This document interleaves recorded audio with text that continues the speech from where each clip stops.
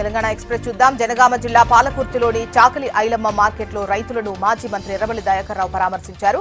బస్తాల కొరత, సమయానికి లారీలు లేక మొక్కజొన్న రైతులు తీవ్ర ఇబ్బందులు ఎదుర్కొంటున్నారని ఆగ్రహం వ్యక్తం చేశారు.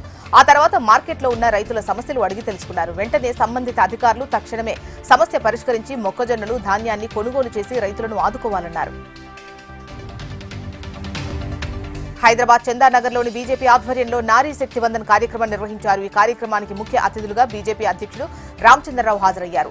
తర్వాత అంబేద్కర్ విగ్రహానికి పూలమాలలు వేసి నివాళి అర్పించారు. ఆ తర్వాత చందానగర్ అంబేద్కర్ విగ్రహం నుంచి బీహెచ్ఎల్ చౌరస్తా వరకు పాదయాత్ర చేపట్టారు.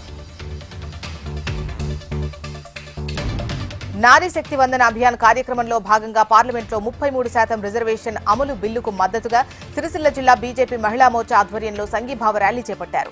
అంబేద్కర్ చౌరస్తా నుంచి బతుకమ్మ ఘాట్ వరకు ర్యాలీ నిర్వహించి మహిళా బిల్లుకు మద్దతు తెలిపారు. ఈ ర్యాలీలో బీజేపీ రాష్ట్ర కార్యవర్గ సభ్యురాలు కీర్తిరెడ్డి, మహిళా నాయకురాలు చెన్నమనేని దీపతో పాటు ఇతర మహిళలు పాల్గొన్నారు. రాబోయే రోజుల్లో మహిళలు రాజకీయంగా ఎంతో ఎదుగుతారని కీర్తిరెడ్డి ఆశాభావం వ్యక్తం చేశారు. సూర్యాపేట జిల్లా మునుగాలలో ప్రజాపాలన మండల స్థాయి సమావేశం నిర్వహించారు. తేజస్ నందలాల్ పవర్ సునీత అనే మహిళా సమస్య వివరిస్తూ పురుగుల మందు తాగి ఆత్మహత్యకు పాల్పడ్డారు. ఇందిరమ్మ ఇల్లు మంజూరు కాలేదని మనస్తాపంతో మహిళ ఆత్మహత్యకు పాల్పడిందని స్థానికులు తెలిపారు. విషయం గమనించిన పోలీసులు ఆమెను చికిత్స నిమిత్తం ప్రభుత్వ ఆసుపత్రికి తరలించారు.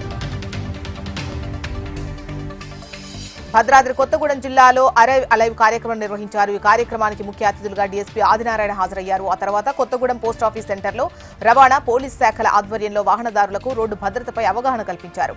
ట్రాఫిక్ నియమాలు పాటిస్తున్న వాహనదారులకు డీఎస్పీ గులాబీ పూలు అందజేసి అభినందించారు. ట్రాఫిక్ నియమాలు ఉల్లంఘించిన వాహనదారులు నడిపితే చలానాతో పాటు కఠిన చర్యలు తీసుకుంటామని డీఎస్పీ హెచ్చరించారు. భద్రాద్రి కొత్తగూడెం జిల్లా జూలూరుపాడులో అరైవ్ అలైవ్ కార్యక్రమం నిర్వహించారు. ఈ కార్యక్రమానికి ముఖ్య అతిథులుగా జిల్లా కలెక్టర్ అంకిత్ హాజరయ్యారు.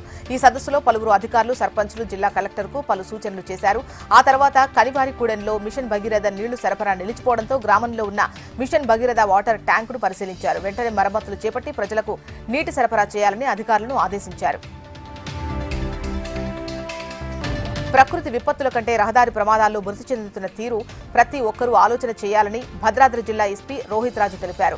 గత సంవత్సరం దేశవ్యాప్తంగా రోడ్డు ప్రమాదాల్లో 1,75,000 మరణాలు సంభవించడం జరిగిందన్నారు. హక్కుల కోసం మనం పోరాటం చేస్తూ ఉంటాం, కానీ మన బాధ్యతలను మాత్రం విస్మరిస్తుంటామన్నారు. చిన్న చిన్న నిర్లక్ష్యాలు ప్రమాదాలకు కారణమవుతున్నాయని వాహనదారులకు సూచించారు. మంచిర్యాల జిల్లా బెల్లంపల్లిలో 150 కేజీల నకిలీ పత్తి విత్తనాలు సరఫరా చేసే ముఠాను పోలీసులు అరెస్ట్ చేశారు.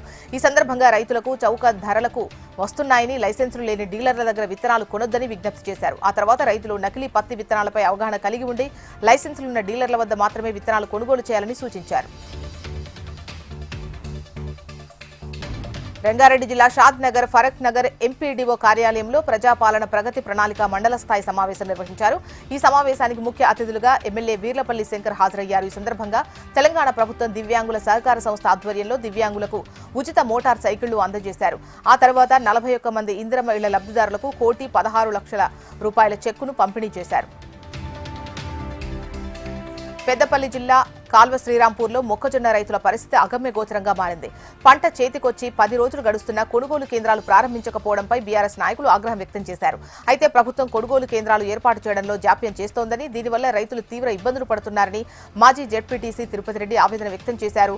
శ్రీరాంపూర్, కూనారం గ్రామాల్లో యుద్ధ ప్రాతిపదికన మార్కెట్ కేంద్రాలు ఏర్పాటు చేయాలని డిమాండ్ చేశారు. అధికారులు స్పందించి వెంటనే కొనుగోలు ప్రక్రియ చేపట్టకపోతే రైతులతో కలిసి పెద్ద ఎత్తున ఆందోళన ఉధృతం చేస్తామని హెచ్చరించారు. నిజామాబాద్ జిల్లా కమలాపూర్లో రైతులు ఆందోళనకు దిగారు. వరి ధాన్యాన్ని కొనుగోలు చేయాలని రోడ్డుపై రాస్తారోకో నిర్వహించారు. ధాన్యాన్ని కోసి నెల రోజులవుతున్నా కాంటాకు వేయడం లేదంటూ ఆగ్రహం వ్యక్తం చేశారు. ఎమ్మెల్యే భూపతి రెడ్డి రాష్ట్ర ప్రభుత్వానికి వ్యతిరేకంగా నినాదాలు చేశారు. ఆ తర్వాత కలెక్టర్ వచ్చి ధాన్యం కొనుగోలు ప్రక్రియను చేపట్టాలని రైతులు డిమాండ్ చేశారు. నిజామాబాద్ జిల్లా బోధన్లో బెట్టింగ్ రాకెట్ను పోలీసులు గుట్టురట్టు చేశారు. ఆన్లైన్ క్రికెట్ బెట్టింగ్కు పాల్పడ్డ షేక్ ఇలియాస్ అజర్లను అదుపులోకి తీసుకున్నారు.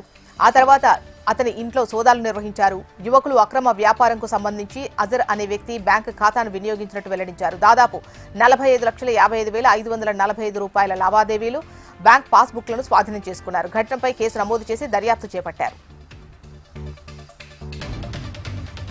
సిరిసిల్ల జిల్లా వల్లంపట్లలో అమానుషమైన ఘటన చోటు చేసుకుంది. గ్రామంలోని పాఠశాల భవన నిర్మాణానికి సంబంధించిన పెండింగ్ బిల్లులు విడుదల కాకపోవడంతో మాజీ సర్పంచ్ కేతిరెడ్డి పాఠశాలకు తాళం వేశారు. అయితే గతంలో పాఠశాలలోని 2 తరగతి గదులతో పాటు ఒక డైనింగ్ హాల్ను నిర్మించారు. ఈ నిర్మాణ పనులకు సంబంధించి దాదాపు 22 లక్షల రూపాయల బిల్లులు గత కొంతకాలంగా ప్రభుత్వం నుంచి విడుదల కాలేదు. తమ సొంత నిధులతో పనులు పూర్తి చేసినా ఏళ్ల తరబడి బిల్లులు ఆపడం వల్ల ఆర్థికంగా తీవ్ర ఇబ్బందులు ఎదుర్కొంటున్నామని ఆవేదన వ్యక్తం చేశారు.